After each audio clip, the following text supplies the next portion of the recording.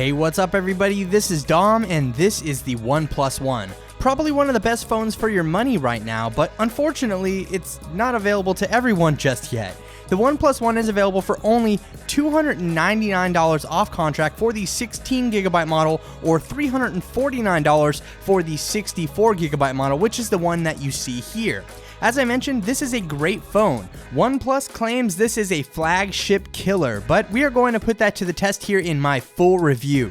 But first, let's go ahead and take a look at specifications. The OnePlus One is packing a 5.5-inch IPS 1080p display with 401 pixels per inch. Along with that, we have a 2.5 GHz quad-core Snapdragon 801 processor, Adreno 330 GPU, 3 GB of RAM, and a 3100 mAh battery. What you're getting here is a phone that's on point with the LG G3, HTC One M8, and Galaxy S5 for half the price and without a contract. With the specifications and price alone, this phone is a good deal, but how does it hold up? As far as build quality goes, the OnePlus One has a very interesting design. It slightly resembles Oppo's Find 7, but has a very differentiating feature on its backside. The sandstone black model that I have here is probably one of the most interesting textures I've ever seen on the backside of a smartphone. It kind of feels like a combination of fine grit sandpaper and velvet. Yeah.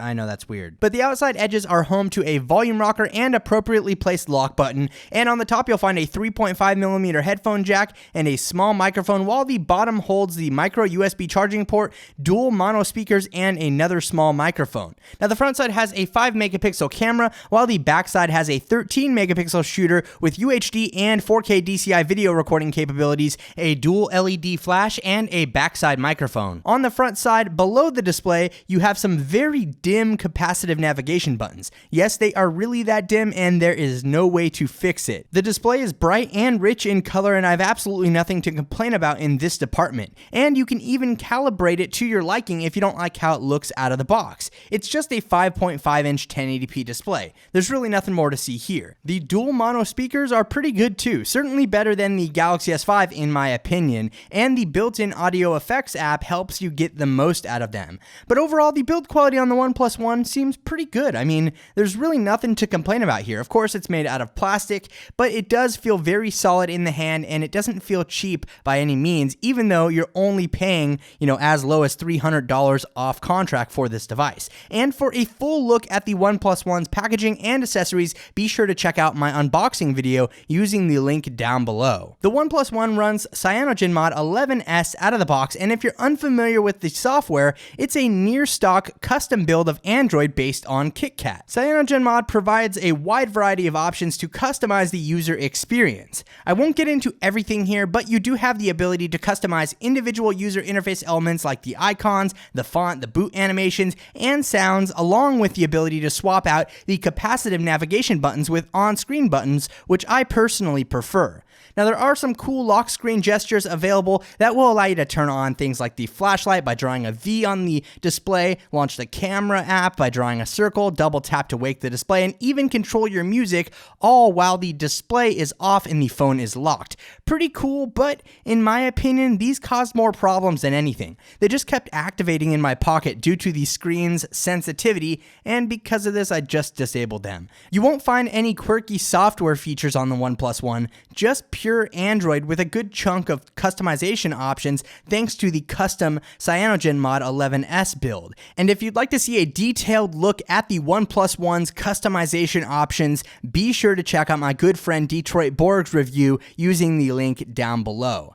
Now let's go ahead and talk about the camera. Camera performance is pretty good actually. The 13-megapixel shooter is capable of taking some great photos in great lighting, but when you get into low lighting situations, it tends to just be really crappy. The camera app is very simple, but I kind of like it that way, and you'll find options to adjust the picture quality, white balance, and various filters in different modes. For video recording, we have the ability to shoot up to UHD and 4K DCI quality video. The video is not stabilized, but this camera is capable of some beautiful shots. And if you'd like to see a 4K video demo from the OnePlus One, I highly advise that you check out Danny Winget's 4K DCI sample video using the link down below. As far as battery life goes, the 3100 mAh battery had no problems making it through the day. There's not much else to say here, it just works. Unfortunately, it's a non-removable battery, but that's not a deal breaker in my opinion.